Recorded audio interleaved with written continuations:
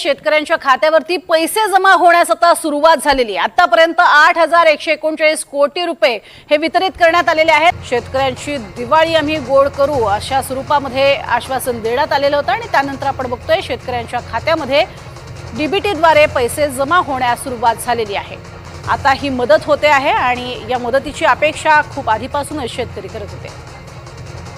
तर अखेर शेतकरी मित्रांनो, महाराष्ट्रातील शेतकऱ्यांच्या खात्यामध्ये आता पीक विमा नुकसान भरपाईचा दुसरा टप्पा वाटप करण्यात आलेला आहे आणि यामध्ये 23 जिल्ह्यांचा समावेश करण्यात आलेला आहे आणि त्या जिल्ह्यांना तब्बल 3,258 कोटींची मदत जाहीर करण्यात आलेली आहे। नवीन GR आलेला आहे आणि कोणती नवीन अपडेट आलेली आहे शेतकऱ्यांसाठी सर्व जाणून घेऊया। त्याकरिता व्हिडिओला शेवटपर्यंत पाहत चला आणि चॅनलवरती नवीन असाल तर आताच आपल्या चॅनलला सबस्क्राईब करून घ्या, कारण तुमच्या फायद्याच्या बातम्या या चॅनलवरती सर्वात आधी पाहायला मिळतात। तर नमस्कार शेतकरी बांधवांनो, शेतकरी बांधवांसाठी नुकतीच एक अत्यंत आणि दिलासादायक आणि महत्त्वाची बातमी आहे। सप्टेंबर 2025 मध्ये महाराष्ट्र राज्यात झालेल्या अतिवृष्टी आणि महापुरामुळे शेती पिकांचे मोठे नुकसान झाले होते। या नुकसानीची दखल घेत राज्य सरकारने नुकसानग्रस्त शेतकऱ्यांसाठी भरीव आर्थिक मदतीचे वितरण म्हणजेच पीक विमा नुकसान भरपाईचा दुसरा हप्ता शेतकऱ्यांच्या खात्यामध्ये आता जमा करण्यासाठी मान्यता दिलेली आहे। नवीन GR काढण्यात आलेला आहे। आता राज्यातील लाखो शेतकऱ्यांना दिलासा देण्यासाठी सरकारने तब्बल 3,258 कोटी इतका मोठा निधी मंजूर केलेला आहे। हा निधी डीबीटी अंतर्गत शेतकऱ्यांच्या खात्यामध्ये जमा होणार आहे। या निर्णयामुळे कोणत्या जिल्ह्यांना सर्वाधिक मदत मिळणार आहे, मदतीची मर्यादा काय आहे आणि ही रक्कम मिळवण्यासाठी शेतकऱ्यांना काय करावे लागेल याबद्दलची सविस्तर माहिती आता आपण जाणून घेऊया। तर शेतकरी मित्रांनो, आता GR अंतर्गत असं सांगण्यात येत आहे की एकूण मंजूर निधी जो आहे तो आहे 3,258 कोटी आणि यामध्ये राज्यातील एकूण 23 जिल्ह्यांचा समावेश आहे आणि नुकसानग्रस्त शेतकऱ्यांना 2 हेक्टरच्या मर्यादित मदत देण्यात येणार आहे आणि हा संपूर्ण निधी डीबीटी अंतर्गत शेतकऱ्यांच्या खात्यामध्ये जमा होणार आहे। आता शेतकरी मित्रांनो, आपण कोणत्या जिल्ह्यांना किती रक्कम मिळणार आहे याकडे वळूया।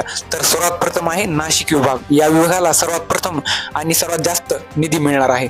यामध्ये 1,474 कोटी मंजूर झालेले आहेत। यामधील प्रमुख जिल्ह्यांना जो आहे तो निधी आपण बघूया। तर प्रमुख जिल्हे अहमदनगर, नाशिक आणि जळगाव आहेत। अहमदनगरला 846 कोटी मिळणार आहेत, नाशिक जिल्ह्याला 317 कोटी आणि जळगाव जिल्ह्याला 299 कोटी मिळणार आहेत।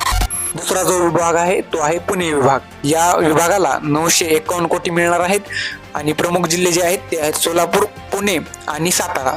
सोलापूरला 772 कोटी, पुण्याला 144 कोटी आणि साताऱ्याला 2 कोटी। शेतकरी मित्रांनो, या जिल्ह्यातील शेतकऱ्यांना एवढी रक्कम मिळणार आहे। आता तिसऱ्या नंबरला आहे अमरावती विभाग। या विभागाला 463 कोटी मंजूर झालेले आहेत। यामधील प्रमुख जिल्हे आहेत अमरावती, यवतमाळ आणि अकोला। अमरावतीतील शेतकऱ्यांना 380 कोटी मिळणार आहेत, यवतमाळमधील शेतकऱ्यांना 62 कोटी आणि अकोलामधील शेतकऱ्यांना पण 62 कोटी। तुमच्या हे जिल्ह्याला मिळणार आहेत की नाही हे जाणून घेण्यासाठी शेतकरी मित्रांनो कमेंट करा। चौथ्या नंबरला आहे नागपूर विभाग। नागपूर विभागासाठी 340 कोटी मंजूर झालेले आहेत। प्रमुख जिल्हे जे आहेत ते आहेत वर्धा, चंद्रपूर आणि नागपूर।